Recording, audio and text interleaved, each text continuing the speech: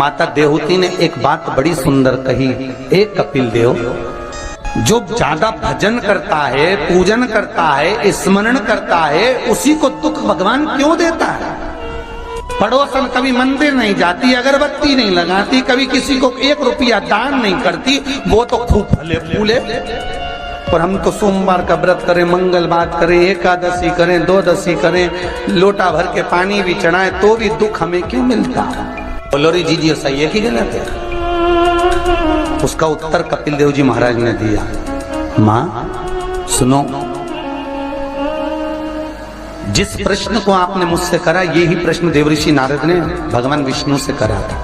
यही प्रश्न भगवान विष्णु से देवऋषि नारद ने करा कि जो मंदिर जाए, देवालय जाए, पूजन करे, अर्चना करे, पाठ करे, स्मरण करे, दुख उसी को क्यों मिलता है? और जो कभी मंदिर नहीं जाए, भगवान का भजन नहीं करे, उसके यहाँ तो 4 चांद लग जाते, खूब लक्ष्मी भगवान देता। नारद जी ने जैसे भगवान विष्णु से ये प्रश्न किया, तो भगवान विष्णु देवऋषि नारद से बोले, इसका उत्तर मैं बाद में दूंगा, पहले अपन दोनों ब्राह्मण के कपड़े पहनकर चल घूमने चलते।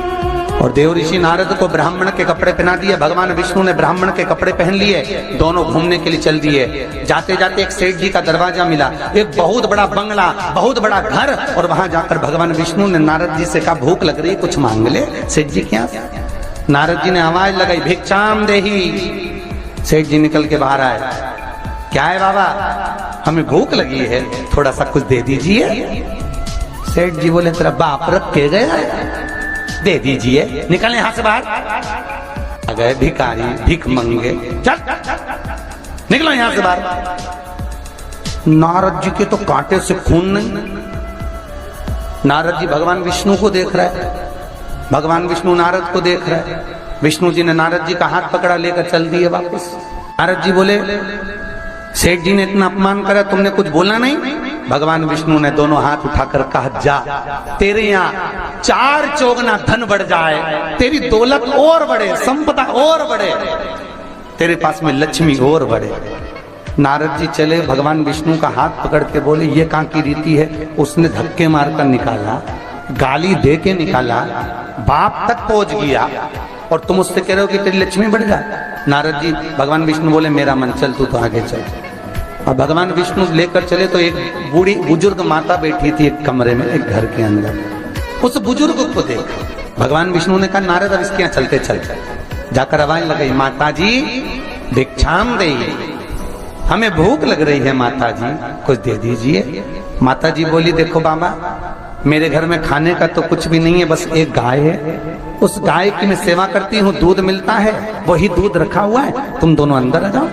और 2 आसन लगा दिए माता जी ने, दोनों को बिठा दिया। माता जी दोनों के लिए दूध लेकर आई, दे दिया। भगवान विष्णु और नारद चले। नारद जी बोले, कितनी अच्छी माता है, बिठा के दूध पिलाया, पानी पिलाया, और बस सेठ जी ने धक्के मारकर निकाल दिया। भगवान आशीर्वाद दो इस बूढ़ी माता को। भगवान विष्णु ने दोनों हाथ उठाकर कहा, जा, तेरी गाय मर जाए। अब तो और कांटे से खून नहीं। भगवान देवऋषि नारद ने कहा, प्रभु तुम्हारा ये स्वरूप मुझे बहुत बुरा लगा। भगवान ने कहा, कौन सा स्वरूप? वो सेठ जी ने धक्के मारकर निकाला था, कहते हैं और लक्ष्मी बढ़े, और वो बेचारी गाय का दूध पिलाई और तुम कहते उसकी गाय मर जाए। हाँ। भगवान बोले, मेरा मन, तो तुमने ऐसा क्यों करा? भगवान बोले, नारद तू मेरी लीला नहीं समझता ना। नारद जी बोले, कभी समझूंगा भी नहीं, पहले बताओ ये क्यों हुआ, लीला जाने दो, मुझे तो ये बताओ। भगवान ने कहा, नारद बात इतनी सी है, वो बूढ़ी माता मेरा भजन करती है, दिन भर मेरा नाम लेती है, वो मरेगी, उसके घर में एक गाय है, उसमें उसका दिल बहुत लगा हुआ है, उसकी सेवा करती है, मरेगी, मरते समय विचार करेगी कि मेरे मरने के बाद मेरी गाय का क्या होगा।